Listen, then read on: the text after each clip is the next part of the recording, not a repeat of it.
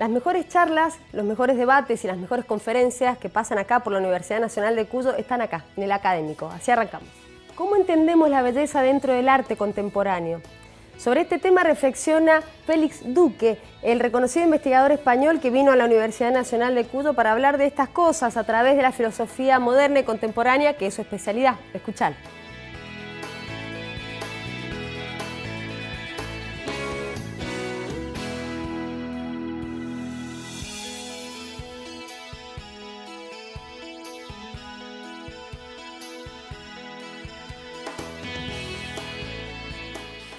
Bien, puesto que se trata de filosofía, pretende ser filosofía de arte y del diseño, quizá de una manera, insisto, completamente desmesurada, y me tenéis que perdonar de antemano, absolutamente simplista, casi de brocha gorda, es decir, como de pintor de paredes, ¿verdad?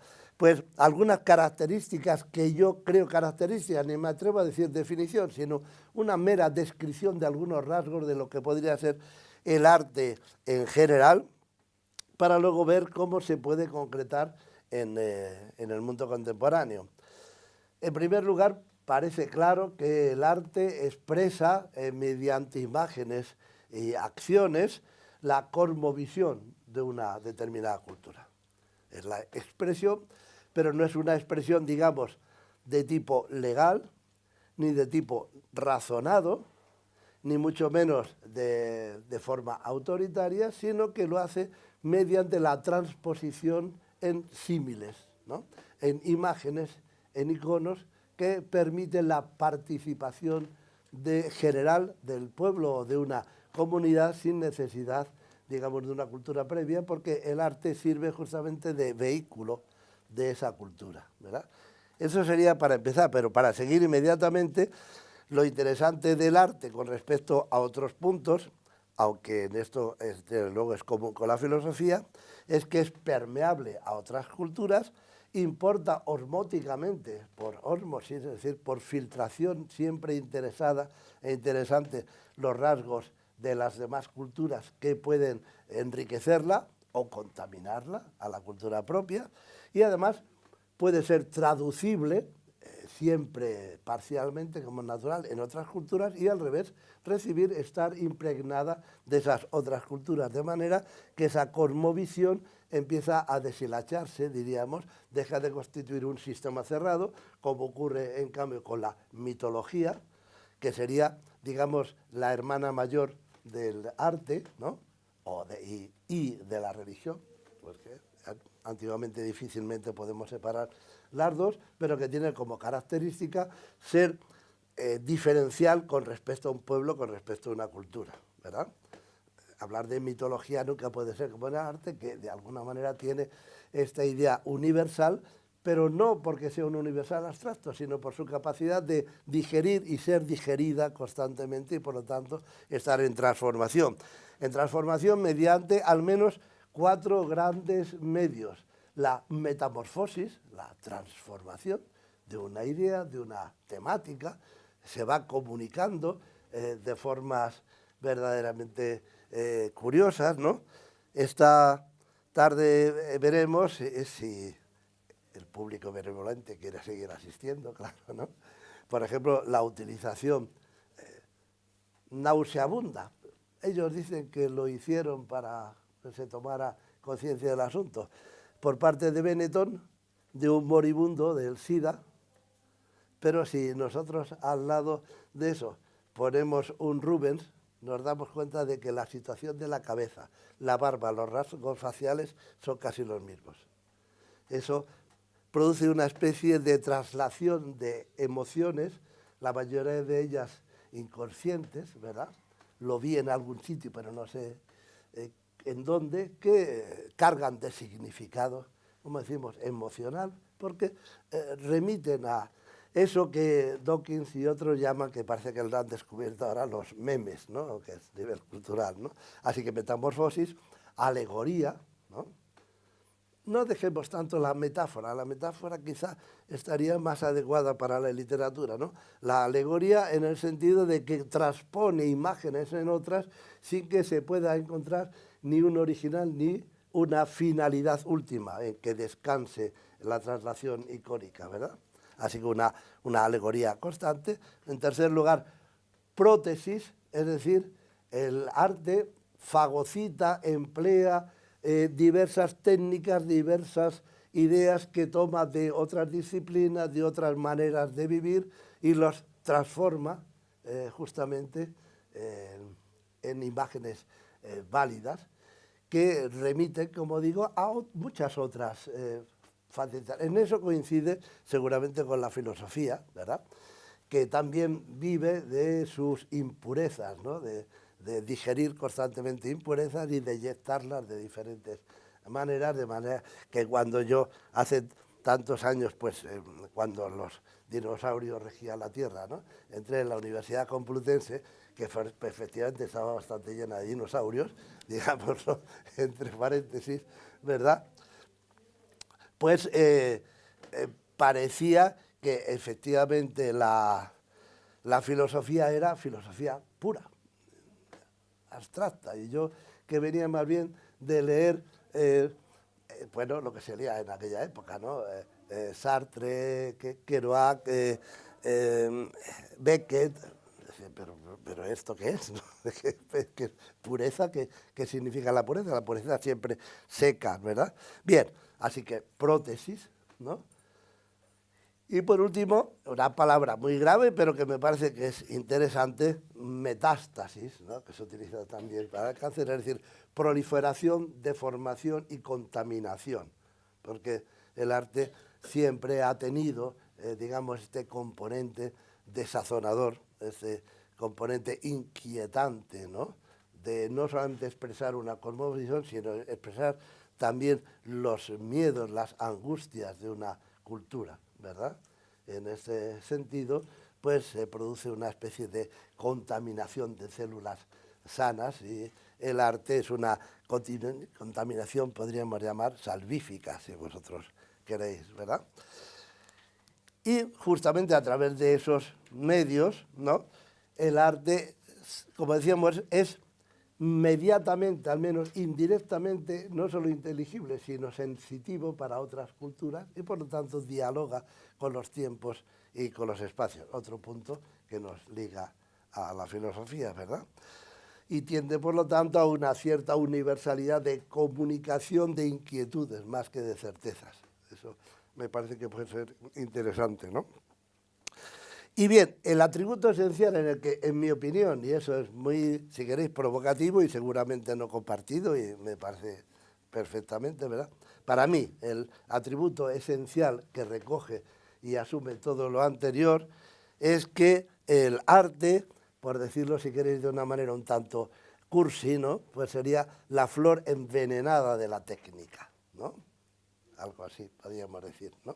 A saber, el arte emplea medios técnicos altamente refinados, ¿no?, si no, realmente no es arte, y por lo tanto tiene una apariencia, en homenaje a la profesora Mirta, ¿no?, una apariencia de armonía y de belleza que inmediatamente vira a través de fisuras, de resquebrajamientos, a eso que Schelling llamaba das Unheimliche, y luego Freud y Heidegger, lo inhóspito, el viento de lo salvaje que se cuela a través de esa transfiguración técnica, que consiste fundamentalmente en algo: negar in acto exercito el carácter servicial, el carácter de disponibilidad de lo ente, sea un artefacto, sea algo natural, un objet trouvé, simplemente. Es decir, descontextualizar y recontextualizar de manera que algo empiece a generar ideas absolutamente inéditas, emociones también no sentidas, alegorías sin cuento, a partir de esta separación brusca, digamos, del ambiente para el cual parecía haber nacido la obra, ¿verdad? Pienso, me parece que hay tantos, pero un buen ejemplo sería el urinario vuelto al revés de Duchamp, ¿verdad?, que él llama la Fontaine de Vie, porque la Fontaine de Vie, y juega con la idea de la orina, pero también con una suerte de vagina o de útero invertido, y por eso es una fuente de vida, ¿verdad? Luego lo firma Mut, ¿no?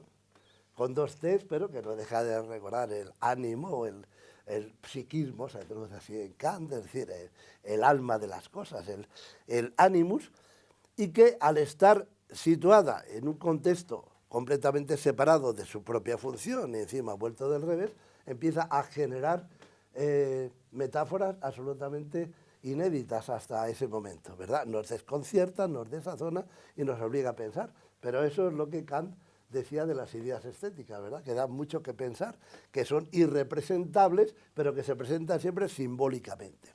Bueno, el arte tendría esta característica y entonces ya la descripción última, en mi opinión, ¿cuál sería la distinción capital, creo, del arte con respecto a cualquier otra actividad de creación humana? Pues que el arte deja ver de manera indirecta, como hemos dicho, casi como por fisuras y resquebrajamientos, un fondo hostil, esquivo, ¿no? Retráctil, si queréis, permite avisorarlo, pero dentro del propio aparataje técnico, ¿verdad? Y de ahí su refutación a toda su recusación, a toda servicialidad, a todo uso, ¿verdad? En ese sentido, arte sería aquello que nos deja entrever eso que cuando hablaba de los santos das Heiligen, ¿verdad? Pues llamaba Mysterium Fascinosum et Tremens, ¿no? El misterio que fascina y que además te hace temblar, ¿no? Aparece a través del arte. Y por eso, no en vano, ha estado siempre el gran arte unido a la religión. Parece lógico, puesto que la religión se alimenta también de ese fondo, ¿verdad? O se alimentaba, porque ahora parece, dicho con todos los respetos, que la religión se basa en luchar contra el aborto, la eutanasia y no sé cuántas cosas más, y en cambio, digamos, ese fondo, eso que los padres de la Iglesia llamaban tu patros, es decir, los fondos o los abismos del Padre, parece que se han olvidado, ¿verdad? Y se entra ya en polémicas, podríamos decir, con Nietzsche, humanos, demasiado humanas, ¿no? Bueno, bien, eso sería mi propuesta, como veis, muy general, muy simple y muy provocativa, si queréis, no tiene por qué ser seguida. Yo no soy Groucho Marx, es decir, él, si no le gustaba uno de los principios, tenía otros, pues yo no tengo otros, así que bueno, lo presenta así humildemente y ya está. Y si el arte es, para empezar, hemos dicho, la expresión de la cosmovisión, si esta cosmovisión hoy es tendencialmente global y planetaria, podríamos también, aunque sea de manera muy breve, si queréis, establecer cuáles son los rasgos generales de la cultura actual, del mundo en que vivimos, de nuevo absolutamente desmesurado, de nuevo pido perdón de antemano, ¿verdad? Ya se sabe que los filósofos somos generalistas en nada, pues en este caso es demasiado general, pero bueno, podríamos intentarlo para, siempre como veis estamos intentando enmarcarlo, porque también, como decía Aristóteles, ¿qué no daría con una lanza a una puerta? ¿Verdad? Es decir, primero tenemos que hacer la tramoya, el escenario, y luego ver a ver si la prima bailarina quiere o no quiere salir a escena, ¿verdad? Bueno, así que el primer rasgo, curioso, ¿verdad? Digo de antemano que todos estos rasgos siguen existiendo, nos permean, dirigen nuestra manera de pensar y vivir, es una cosmovisión, y sin embargo, por lo menos para algunos, quizá más avisados, ya pertenecen a un mundo periclitado, a un mundo que ya está dejando de ser el nuestro, pero que todavía activa. Si queremos ponerle un nombre clásico, común a esto, que se resiste a desaparecer, pero que efectivamente cada vez tiene menos fuerza real, ¿no? Podemos llamarlo posmodernidad o posmodernismo, ¿no? Entonces, estos rasgos serían, primero, el culto a un presente absoluto, elástico, flexible, sin fronteras bien definidas, ¿no? En el que, en lugar de acumularse históricamente, evolutivamente, en las diversas transformaciones culturales, pues más bien se juega a entrelazar pasados que no son directamente vinculables entre sí, y por lo tanto es amor a lo heteróclito, ¿verdad? sin tampoco un final anticipable, la idea de un fin de la historia, de una teleología a la que vamos inexorablemente dirigidos. Parece que murió en 1991, el propio Fukuyama se retractó de ella, de tonterías, esas cosas las pensaba yo entonces, pero en absoluto, ¿no? Así pues, algo así como lo que podríamos llamar por vez primera, si nos atenemos a la palabra exacta, contemporaneidad.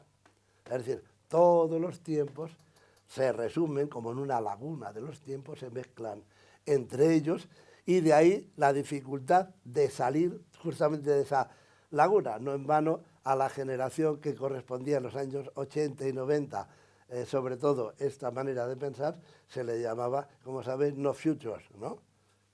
Sin futuro. Porque precisamente está uno como atrapado en este baile de disfraces de la no historia, ¿verdad? Sería esto el punto, ¿no? Al convertirse todo en déjà vu, entonces podemos entender perfectamente el egipcianismo de nuestra cultura, los grandes monumentos, que muchas veces parecen catafalcos, monumentos funerarios vacíos, que se ha dado en llamar arte público, ¿verdad? Y que gustan justamente de romper la supuesta armonía históricamente acumulada a lo largo de los siglos mediante la erupción de eso que los curadores llaman parachutismo. Es decir, caiga aquí encima un calder de 10 metros de altura y de pronto Cedar Rapids aparecerá en el trazado turístico de los grandes tour operators que van por Estados Unidos, ¿no? ¿Cómo hacer que vengan turistas? Ponga usted un monigote en el medio. ¿Tiene que ver algo con el ambiente? No, pero precisamente por eso, porque rompe el ambiente y por lo tanto llama la atención, perturba y entonces dice, ah, estamos en el buen camino. Vendrá gente para asombrarse, ¿verdad? Como pasa con el supositorio, otros lo dicen de otras maneras, ¿no? De la Torre Agba en Barcelona, que es verdad, que es muy brillante, Jan Nouvel, ¿verdad? Pero me dicen, ¿qué hace ahí? Pues bien, el que hace ahí sería uno de los rasgos, podríamos decir, más profanos o más profanadores del arte, en el sentido que decíamos antes de la perturbación, de sazonar, ¿verdad? Y ello va, lógicamente, unido a un privilegio de la lógica de la información y del intercambio de signos. Evidentemente, me refiero a la red internacional de Internet, ¿no? Tan ancha como el mundo, como dicen las 3 W, frente a la lógica de la producción y la distribución de mercancías. El resultado en el arte es también, ya lo vieron en el 47 Adorno y Horkheimer, yo muy premonitoriamente, en una especie de industria del espectáculo, en la que la comodificación de la existencia, la mercantilización de la existencia, pasa por un barnizado artístico que desemboca inmediatamente en nuestros días, y ya hace tiempo, claro, en diseño, de lo que hablaremos, ¿verdad? Por decirlo muy rápidamente, ya se sabe que there is no business like show business, ¿no? That's entertainment, ¿no? Eso es lo que se vende normalmente por arte y por cultura, ¿verdad? Al contrario, hace ya muchos años, cuando yo estaba en Alemania y fuimos a visitar a unos amigos en el Centro de Cultura de Nuremberg, pues las mujeres que estaban ahí se quejaron porque decían que faltaba cultura, porque los hombres se dedicaban solamente a jugar a los naipes, a las cartas. Y después, sí, es verdad, pues es necesario que haya cultura. Y claro, porque es que no tenemos baile. Entonces, bueno, también es curioso la idea a otro nivel, ¿no?, de qué es lo que se puede entender por cultura o incluso por arte, ¿verdad? En todo caso, lo que está claro es que el arte, antes refugiado bajo la sombra del poder de la Iglesia o de la aristocracia o de la realeza, parece haber sido mesocráticamente distribuido por el mundo, pero según se va deshaciendo, podríamos decir, ganando cada vez más posibilidades de visión, más rechazo produce en el espectador, ¿no?, que no entiende que sea eso y que incluso dice, bueno, no hay cosas mejores en que gastar el dinero de hacer venir a un artista que incluso puede ser un artista profanador, antirreligioso o en todo caso algo desagradable y hasta abyecto, ¿no?, ¿Por qué no lo empleamos en hospitales, en carreteras, o vamos a tomarnos unas cervezas, ¿no? Simplemente, esto es curioso, esta idea de cuanto más el arte, podríamos decir, permea de tal manera la sociedad que ya no se conoce bien su distinción en unos casos y en otros, tanto menos fuerza de conmoción, también en el sentido de rechazo, repugnancia o fuerte confrontación que tenía el arte, ¿verdad? Que ahora se refugia sobre todo en el arte abyecto, ¿verdad? En tercer lugar, una exaltación crispada del cuerpo, podríamos hablar de narcisismo de masas, ¿no? En el que a la tecnificación del mundo y a la construcción de naturalezas completamente artificializadas, tecnológicamente preparadas, corresponden también cuerpos que a través del body fitness, del gimnasio, de lo dietético, intentan, digamos, amoldarse o acomodarse a la nueva tecnonaturaleza, ¿verdad? De manera que vamos perdiendo, por así decir, el anclaje que nuestros cuerpos tenían un poco con eso que se podía llamar la tierra, ¿no? Hasta el punto de que muchos biotecnólogos actuales, incluso desde el punto de vista político, pues plantean la conveniencia de pensar en la traslación, el depósito de nuestras sinapsis neuronales convertidas en redes electrónicas, en aparatos, en hardware mucho más duraderos que nuestro pobre cuerpo, con lo cual el cambio constante de hardware según avanza la industria y de software cada vez más refinados permitirían en principio algo así como una inmortalidad intermitente, ¿no? Que se va rehaciendo y rehaciendo constantemente, ¿verdad? Algo así como un montaje y desmontaje constante de cuerpo y de alma, ¿no? Y contemporáneamente a eso, como dijimos, empezamos por ahí, eso que Derrida ha llamado mal de archivo, el hiperconservacionismo. Es decir, si ya no sabemos exactamente cuál fue el pasado, porque saber cuál ha sido el pasado implica saber seleccionar y, como nos pedía Nietzsche, saber olvidar, para que todo de alguna manera concuerde, de la misma manera que cuando entramos en un museo clásico empezamos por la sala 1, que suele ser Asiria y Sumeria, y acabamos por una lata de Coca-Cola ahí tirada con un poco de basura, ¿no?